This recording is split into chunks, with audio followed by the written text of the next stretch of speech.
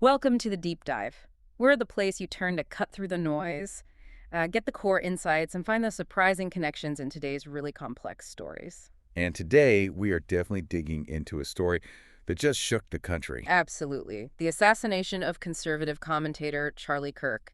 It happened September 10th, 2025, at Utah Valley University. He was right in the middle of a debate about gun violence, actually. Yeah, and then just a single shot tragically ended his life right there. It was this moment that just sent these huge shockwaves, Yeah. right?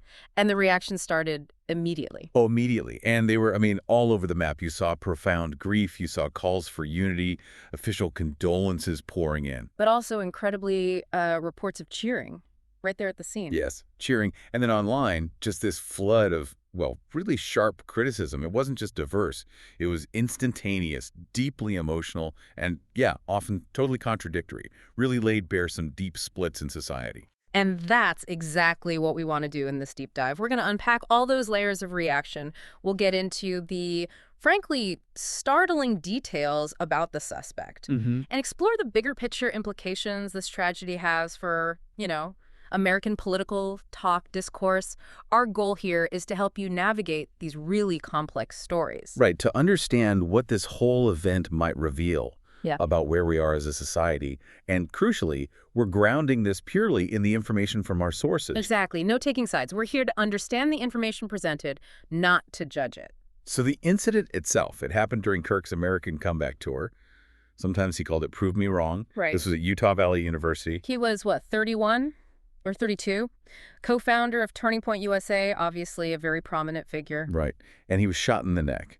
And the irony, which so many sources pointed out, was just unavoidable. He was shot while debating gun violence. Specifically in the context of transgender shooters, which was already a really hot topic. Yeah, what I found is so striking looking through the sources, especially because Kirk was such a vocal advocate for gun rights, was that deep, tragic irony. Dying on a campus, he'd publicly said, that some gun deaths were basically an acceptable price for the Second Amendment. He did say that. Yeah. An acceptable price. So to then die from gun violence in a school environment, which is always ground zero for these debates, it just highlighted that contradiction in this really visceral way. It really did. And then you have that detail about witnesses seeing a select group of students cheering right after. That alone tells you so much about the raw emotion right there in that moment. It really does. The manhunt that followed was incredibly fast, actually. Yeah, about 33 hours, give or Yeah. take.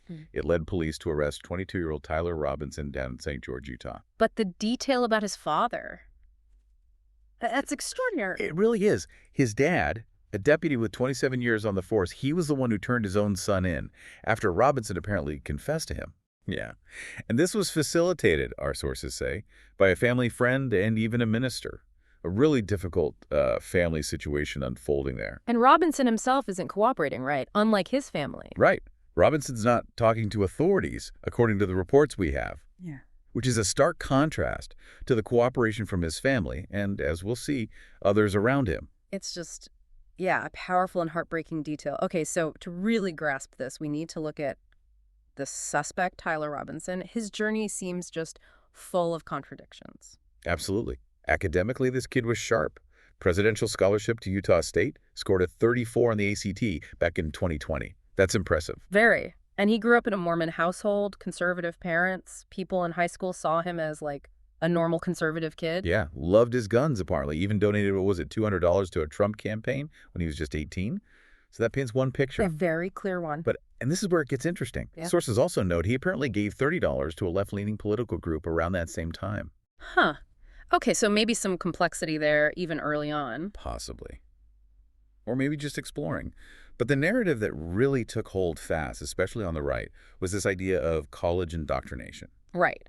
The theory being that 4 years of college pushed him towards leftist ideas, maybe an LGBTQ identity, and pulled him away from that conservative upbringing. And that narrative really became central to the blame game that erupted almost immediately after the shooting. So this wasn't just like an intellectual change for him. Sources suggest it was deeply personal. It reshaped his identity. It seems so. There's this focus on his romantic relationship with a transgender roommate or partner who, importantly, is cooperating with the authority. Okay. And a relative of that roommate said something pretty strong, right? Yeah, reportedly said the roommate hates conservatives and Christians. Now, when you connect that to Charlie Kirk, Who was known for very harsh criticism of trans rights. He said trans people needed therapy, not affirmation, things like that. exactly. When you connect those dots, sources start suggesting a potential motive.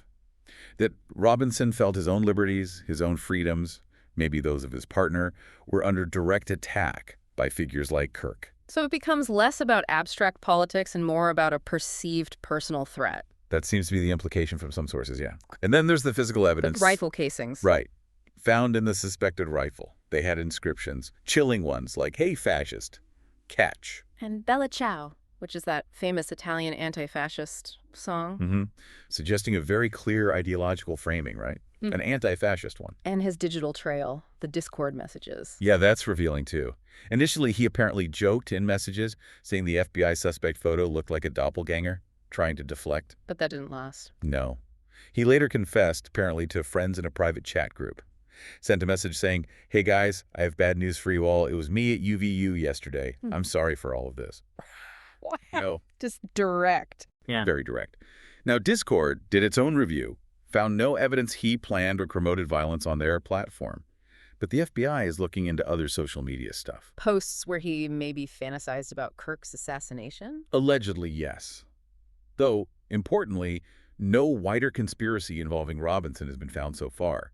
But this whole picture, the shifting identity, the relationship, the messages, the casings. It all became fuel for the fire immediately. Both sides, left and right, seized on Robinson's story to push their own narratives, cast blame. Absolutely. The culture war, that term we hear so much, it instantly shifted from this abstract talk of civil war to a very real, very heated blame game. Who created Tyler Robinson? That became the question. Yeah, and tying that back to Kirk himself. His death, obviously tragic, but it also forced a new look at his own legacy, which was, let's be honest, incredibly polarizing. Extremely.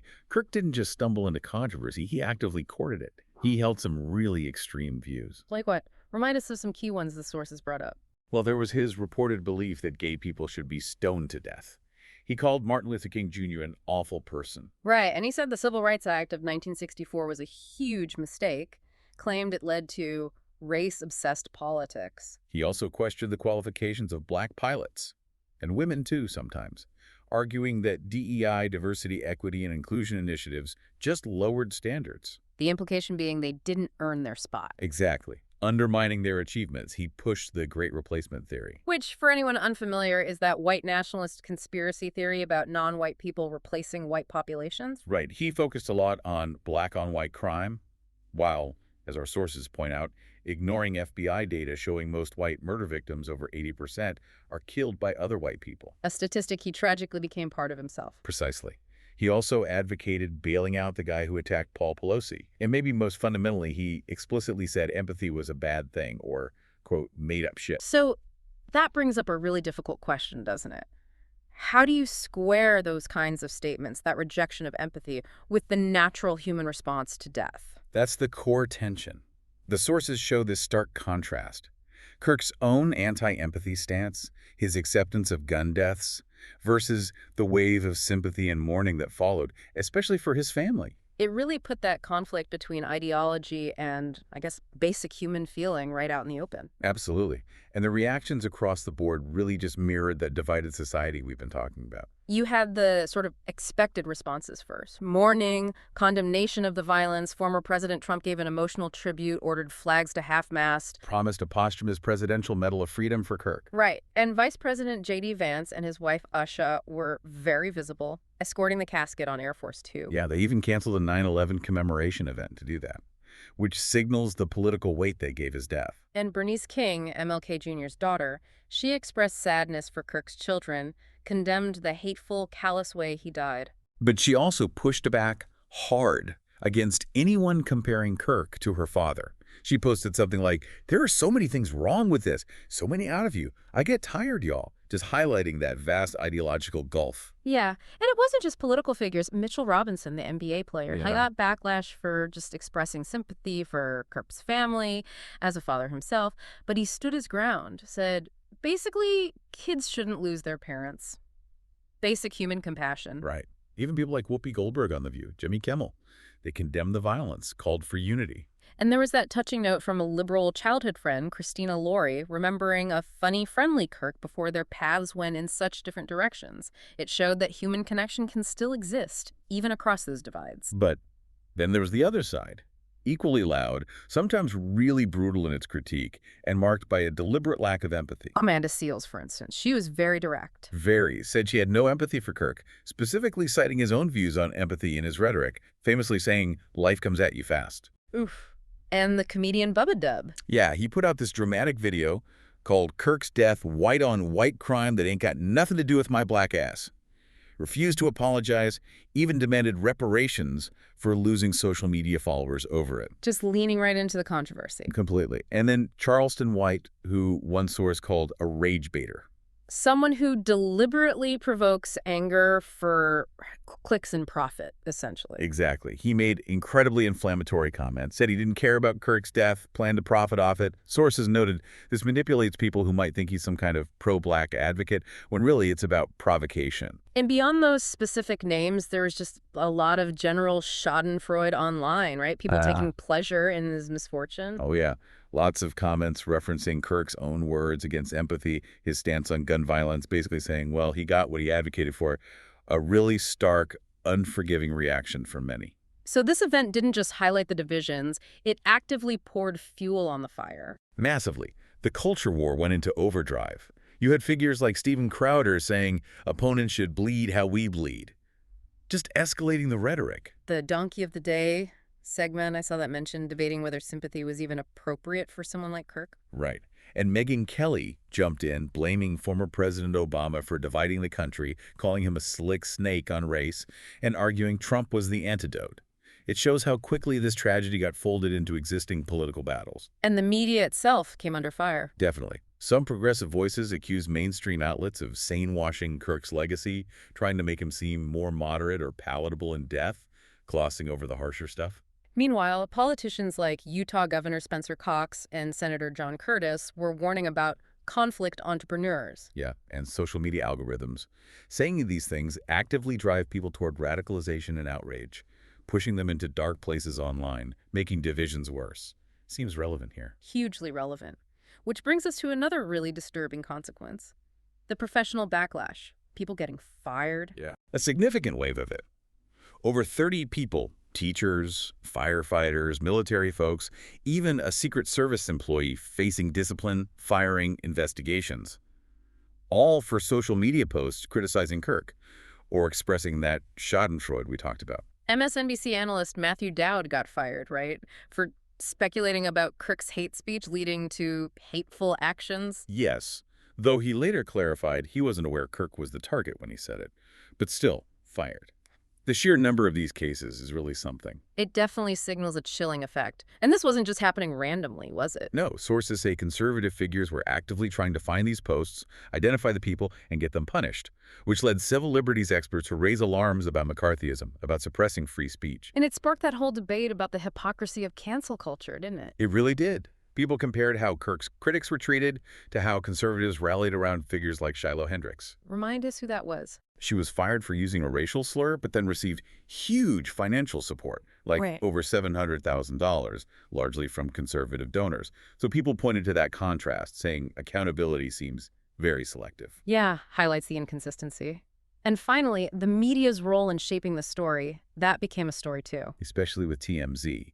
That incident where cheering was heard live, on air, as they announced Kirk's death. Right. They apologized, said staff were watching a car chase on another screen. But that explanation itself sparked a huge debate about media credibility, about how outlets handle sensitive news in real time.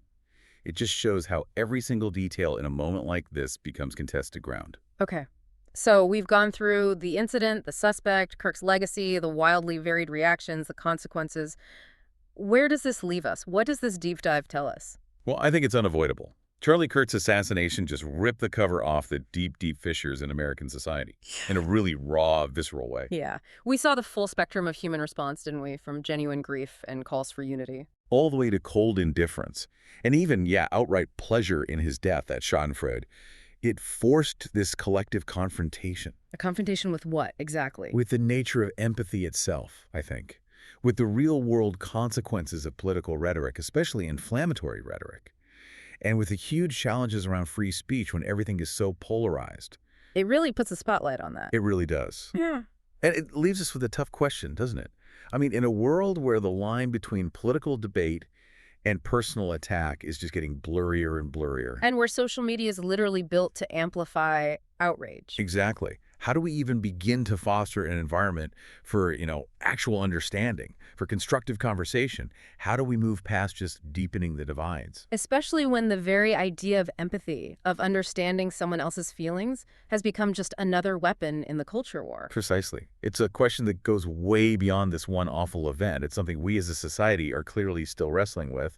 A lot to think about there.